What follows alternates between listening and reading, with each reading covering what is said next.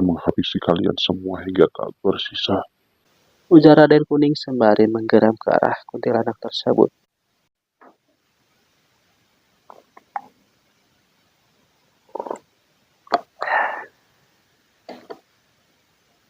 Assalamualaikum warahmatullahi wabarakatuh. Balik lagi di channel Hadi Cibet. Di video kali ini saya akan melanjutkan kisah yang berjudul Harimau Penjaga. Cerita ini ditulis oleh Herdi Medianto.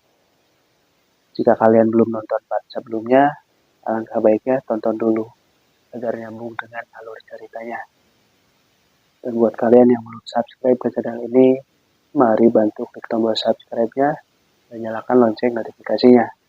Agar kalian tidak penasaran, yuk langsung aja kita mulai ceritanya.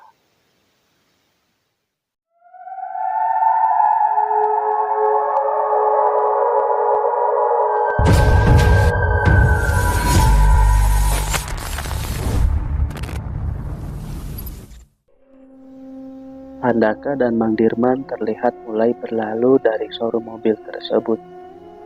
Keduanya segera beranjak menuju ke parkiran mobil. Tampaknya urusan tetek bengek mengenai urusan mobil baru ini sudah selesai. Tinggal menunggu barang diantarkan ke rumah saja. Handaka dari tadi senyum-senyum sendiri saja memikirkan mobil barunya yang akan datang tidak lama lagi. Sedangkan Mang Dirman terlihat reaksi Handaka tergelitik untuk menggoda sang tuan muda. Cie, tuan muda tampaknya senang sekali setelah berkenalan dengan wanita cantik penjual mobil tadi. Ledek Mang Dirman sembari membuka pintu mobil. Haha, ternyata Mang Dirman lihat juga tadi ya, balas Handaka sembari terkekeh. Iya, bagaimana tidak lihat kalau cantiknya seperti itu tuan muda. Saya rasa wanita itu cocok sekali jika menjadi pacar tuan muda. Timpalnya cepat. Kurang tahu ya Mak. Tapi memang anaknya baik dan ramah. Soal cinta itu perkara waktu. Aku rasa tidak mungkin baru bertemu sekali maka aku bilang itu cinta. Mungkin hanya perasaan kagum saja. Balas Handaka sok diplomatis. Haha. Atur sama tuan muda saja kalau begitu. Ngomong-ngomong, sekarang kita mau pergi kemana tuan muda? Soalnya di rumah tidak ada makanan. Kita belum mempekerjakan pembantu bukan? Iya Mang, benar juga. Tampaknya aku butuh seorang asisten rumah tangga untuk mengurusi beberapa keperluanku di rumah terutama makan.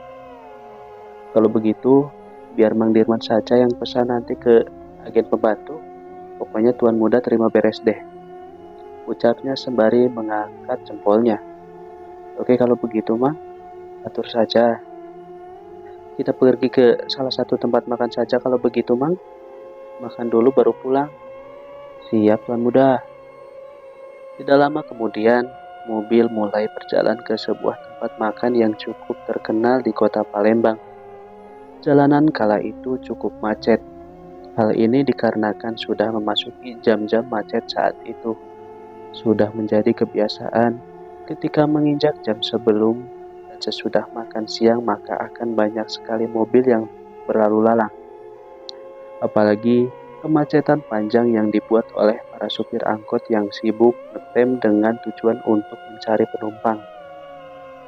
Hal ini tentunya membuat jalanan kota ini menjadi makin macet dan semerawut. Handaka masih sibuk memainkan handphone kesayangannya yang berwarna putih. Ia terlihat memutar musik dan membaca sebuah cerita di layar handphonenya. Ia tidak terlalu fokus dengan jalanan yang macet. Hal itu dikarenakan ia memang malas dengan segala sesuatu yang membuatnya cepat bosan. Mang Dirman dari tadi hanya mengeluh saja kerjaannya. Ia meratapi jalanan yang macet cukup lama. Dibutuhkan waktu 10-15 menit setiap lampu merah. Jarak yang harus biasa ditempuh dengan 1 jam saja bisa menjadi 2 jam dikarenakan kemacetan yang terjadi. Hingga tidak lama kemudian, akhirnya mereka berdua sampai di tempat makan yang dimaksud. Handaka segera memesan beberapa makanan dan juga minuman. Perutnya sudah meraung-raung meminta diisi. Sedangkan Mang Dirman sendiri tadi hanya sibuk memperhatikan wanita-wanita cantik di usia sekitar 35-40 tahun yang terlihat sibuk berlalu lalang. Mang, kalau suka deketin gih, mana tahu ada yang bisa diajak kimpoy sama Mang. Ledek Handaka sembari tetap memainkan handphonenya. Hehe, tapi jangan bilang-bilang sama Pisiti ya Tuan Muda. Kalau itu sih masalah Mang Dirman sendiri. Aku sih tidak mau ikut-ikutan soal rumah tangga orang lain. Hehehe. Mang Dirman terdiam beberapa saat sembari menggaruk-garuk kepalanya yang memang tidak gatal. Tidak butuh waktu lama, akhirnya makanan datang ke meja mereka. Handaka segera memutuskan untuk makan, begitu juga dengan Mang Dirman. Hingga tidak lama kemudian, setelah acara makan selesai, mereka segera kembali ke mobil dan berniat untuk pulang. Handaka memutuskan untuk tidur selama perjalanan pulang. Sedangkan Mang Dirman sudah tentu harus berkonsentrasi menghadapi jalanan macet, mulai berangsur menemui titik macet. Kedua harimau penjaga yang sedari tadi mengikuti dari arah belakang, kini mulai mengadakan pembicaraan sekali lagi. Apakah kakek tadi melihat ada hal aneh sebelum kita keluar dari komplek perumahan? Tanya pria tampan dengan pakaian adatnya yang berwarna kuning. Maksudmu beberapa hantu penasaran yang menghuni rumah kosong di ujung jalan? Iya, kek. Aku merasa mereka seperti memperhatikan kita. Ya tidak apa-apa, Raden. Oh, mereka sekedar memperhatikan saja. Mungkin mereka merasa terganggu dengan adanya makhluk lain yang memasuki daerah mereka. Bukankah itu adalah suatu hal yang wajar? Benar juga sih, kek. Aku hanya khawatir kalau makhluk-makhluk itu mencoba untuk menyerang kita. Kalaupun itu terjadi, sudah menjadi kewajiban kita untuk melindungi anak ini, Raden. Aku rasa mereka tidak akan menyulitkan kita. Balas kakek tua dengan pakaiannya yang serba putih ini. Aku harap juga begitu, kek. Sudah tidak usah terlalu pikirkan lagi. Ada baiknya sekarang kita bersantai saja, menikmati masa tua sembari memperhatikan dunia. Kakek ini memang ada-ada saja. Raden Kuning terdiam beberapa saat. Ia masih memikirkan perasaan tidak mengenakan yang tadi sempat menghampiri mereka. Perasaan tersebut muncul ketika adanya niat jahat dari para makhluk astral yang berniat untuk mencelakai mereka. Namun kakek patah terlihat begitu santai dalam menjalani ini semua dan memang terbukti selama 18 tahun terakhir semenjak Handaka mulai dijaga oleh mereka berdua. Tidak banyak hal gaib yang terjadi. Tanpa sadar, perasaan itu perlahan-lahan timbul dan kian menguat. Ternyata yang menyebabkan hal tersebut adalah ketika mobil perlahan-lahan memasuki komplek perumahan. Rumah tua yang berada di ujung jalan memang terlihat menyeramkan dari arah luar. Bagaimana tidak, rumah ini tampaknya sudah lama sekali tidak dihuni oleh manusia. Bahkan beberapa cat terlihat sudah berkerak dan beberapa genteng sudah terjatuh dari posisi biasanya. Raden Kuning yang merasakan perasaan tidak enak itu kemudian memutuskan untuk turun dari dalam mobil. Dengan cepat ia melompat ke arah jalan raya dan memutuskan untuk perlahan-lahan berjalan ke dalam rumah kosong tersebut. Kakek patah yang sedari tadi tertidur tidak menyadari bahwa Raden Kuning sudah tidak berada di dalam mobil. Aku harus menyelesaikan ini sendiri. Tampaknya para penghuni di daerah sini tidak menyukai kedatangan kami. Baru saja Raden Kuning menyelesaikan ucapannya, tiba-tiba langit berubah menjadi hitam dan awan pekat terlihat berkumpul di atas rumah tersebut. Disusul dengan munculnya sebuah suara yang menggema dari dalam rumah.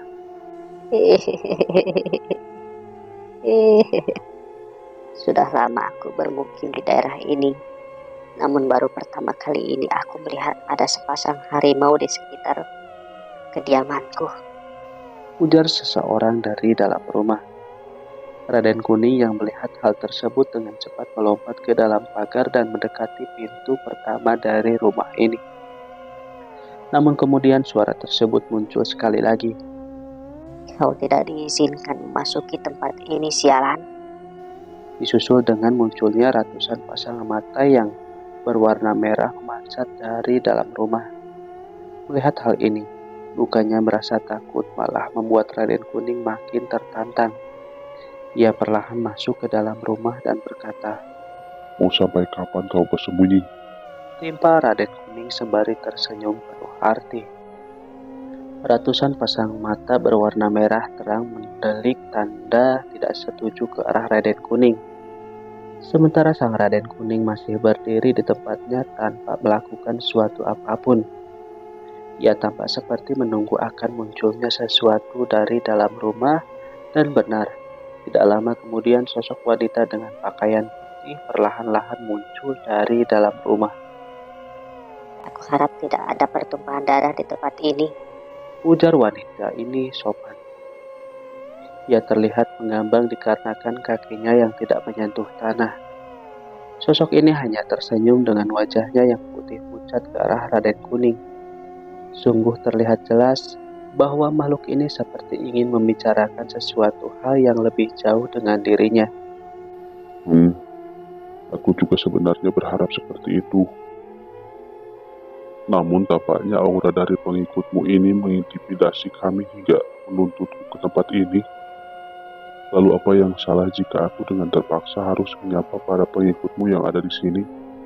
Timpa Raden Kuning sembari perlahan duduk di sebuah bangku kosong yang berada di depan rumah.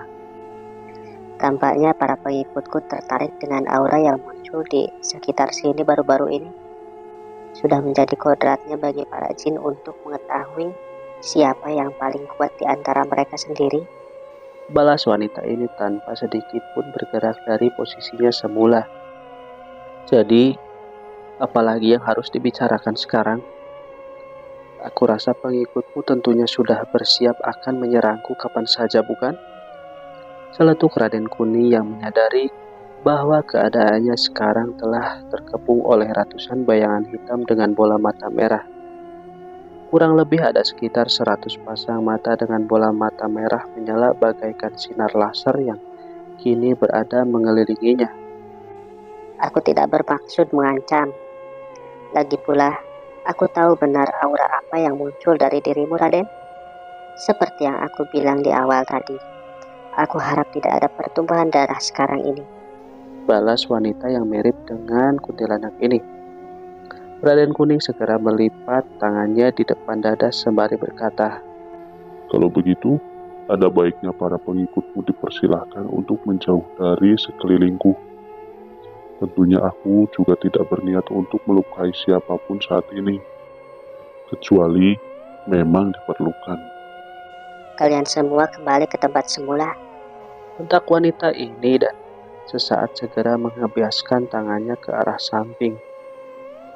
Para pengikut dari kuntilanak tersebut segera masuk kembali ke dalam rumah. Tampaknya mereka cukup takut dengan perintah dari sang kuntilanak yang terlihat mendominasi tempat ini sebagai daerah kekuasaannya.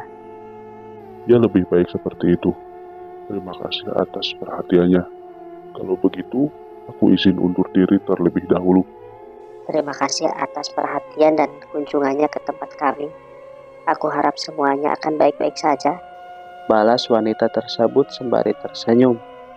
Raden Kuning segera beranjak dari duduknya dan memutar badannya untuk meninggalkan rumah kosong tersebut. Namun belum sempat kakinya melangkah lebih dari 3 langkah, tiba-tiba sebuah kelebatan bayangan berwarna hitam berbentuk seperti pedang berwarna hitam melesat menembus tubuh Raden Kuning. Siap. Upat Raden Kuning. Tangannya terlihat memegangi sebuah pedang hitam yang terjulur dari balik baju pakaian serba putih milik kuntilanak barusan. Apa kau pikir aku akan melepaskan makhluk yang sudah berniat untuk menghabisi para pengikutku yang berharga? Kau terlalu naif, jin dari kalangan putih. Ledek wanita berwujud kuntilanak ini. Ternyata aku masih saja lengah.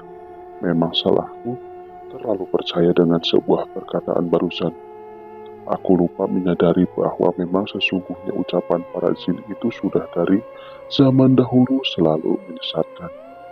Bahkan Adam terusir dari surga oleh tipu daya dari makhluk sejenis kalian. Balas Raden Kuning sengit. Tangannya masih memegangi pedang berwarna hitam yang baru saja mencoba untuk menusuk bagian dadanya. Namun belum sempat pedang itu menembus tubuhnya, Raden Kuning segera bergerak cepat dengan cara menangkap pedang tersebut dengan tangannya yang sebelah kanan. Aku pikir pedang ini akan bisa melukai tubuhmu yang tegak berisi itu, Raden. Jangan mimpi. Masih terlalu cepat 100 tahun untuk dirimu agar bisa melukai aku lebih dari ini.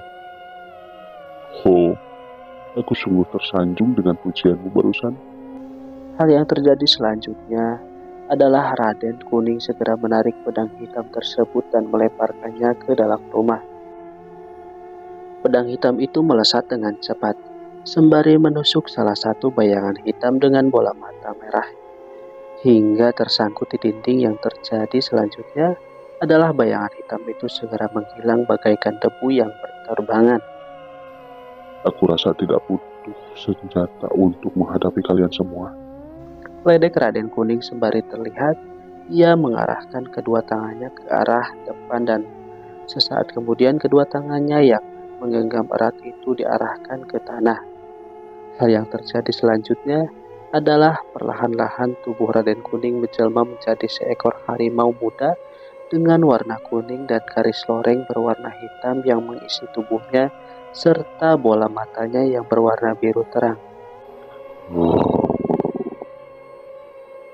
Aku akan menghabisi kalian semua hingga tak bersisa. Ujar Raden Kuning sembari menggeram ke arah kuntilanak tersebut. Oh, mari kita lihat siapa yang dapat bertahan. Anak-anak, serang makhluk ini. Perintah sang kuntilanak disusul dengan bergeraknya rombongan bayangan warna hitam tersebut yang kini tengah mengerubungi Raden Kuning. Hahaha, ini akan menjadi sangat mudah. Raden Kuning yang telah merubah bentuknya dengan cepat dan sigap segera mengarahkan cakarnya ke arah makhluk-makhluk tak kasat mata tersebut. Ia benar-benar tersenyum penuh arti sembari menikmati pertarungan yang tengah terjadi. Kau memang tidak pernah berubah, Raden? Ujar seorang pria tua yang kini tengah memperhatikan tingkah Raden Kuning dari sebuah pohon beringin besar yang berada tak jauh dari rumah kosong tersebut. Raden Kuning dengan sigap menghindari serangan demi serangan yang dilancarkan oleh para pengikut dari kuntilanak wanita yang berada di hadapannya. Entah sudah berapa kali Raden Kuning menghabisi satu persatu para pengikut makhluk tersebut yang mencoba untuk melukai dirinya. Namun dikarenakan ilmu kanuragan dan juga kemampuan Raden Kuning yang mumpuni membuat para makhluk itu bagaikan buih-buih yang berada di laut. Terlihat banyak namun satu pun tidak ada yang bisa melukai dirinya. Lebih baik kau segera maju saja. Aku bosan bermain-main dengan pengikutmu yang lembek seperti ini. Ledek Raden Kuning. Diam kau, balas kuntilanak itu dengan emosinya yang berapi-api. Kuntilanak tersebut dengan cepat segera melesat ke arah Raden Kuning. Ia menerbangkan tubuhnya ke arah Raden Kuning yang tanpa disadari oleh Raden Kuning sendiri. Hal ini kontan membuat Raden Kuning terpelantang beberapa meter dari tempat sebelumnya. Boleh juga seranganmu yang barusan. Berhentilah mengoceh harimau busuk. Mari kita akhiri ini. Kuntilanak itu dengan cepat mengangkat kedua tangannya ke atas. Sesaat kemudian, para bayangan hitam yang sebelumnya masih tersisa terlihat terserap ke tubuh kuntilanak tersebut. Dengan cepat perubahan pun terjadi. Kuntilanak tersebut berubah pakaiannya dengan warna merah darah, disusul dengan bola matanya yang semua putih pucat kini terlihat memancarkan warna merah darah, dan yang paling membuat tercengang adalah kuku-kuku yang ia miliki sebelumnya terlihat memanjang dengan cepat tak beraturan, hingga mirip dengan sebuah cakar yang siap untuk menggaruk mangsanya. Aku tidak menyangka akan melihat kuntilanak merah di saat seperti ini. Ledek Raden Kuning. Ia tahu benar dengan legenda mengenai kuntilanak merah, di mana menurut legenda memang akan ada kuntilanak merah dengan pakaiannya yang serba merah, serta perawakan yang lebih menyeramkan daripada kuntilanak pada umumnya. Hal ini terjadi dikarenakan umur dan juga kekuatan dari kuntilanak merah yang melampaui kuntilanak pada umumnya. Bisa dibilang kuntilanak merah adalah tingkatan yang lebih tinggi daripada kuntilanak pada umumnya. Kau ternyata tahu banyak harimau busuk. Aku kurang lebih sudah berusia 1000 tahun dan tentunya aku berada di tempat ini sudah jauh sebelum adanya para manusia tengik ini. Lalu kau datang dengan punguhnya untuk mengusirku dari tempat ini. Kau terlalu naif. Aku tidak akan mengusik kalian selama kalian tidak menyebarkan aura buruk dan mengganggu para manusia yang hidup di sekitar ini. Tenang saja, tidak akan butuh lama bagiku untuk menghabisi kau dan korinmu dari tempat ini. Keparat kau! Pertarungan kembali memasuki fase yang lebih serius. Raden Kuning terpaksa menghadapi ancaman dari kuntilanak merah yang mendiami sebuah rumah kosong di ujung jalan. Lalu, siapa seorang pria tua yang memata-matai Raden Kuning dari kejauhan, dan apakah Raden Kuning akan menang dengan mudah dalam menghadapi seorang kuntilanak merah? Nantikan kelanjutannya.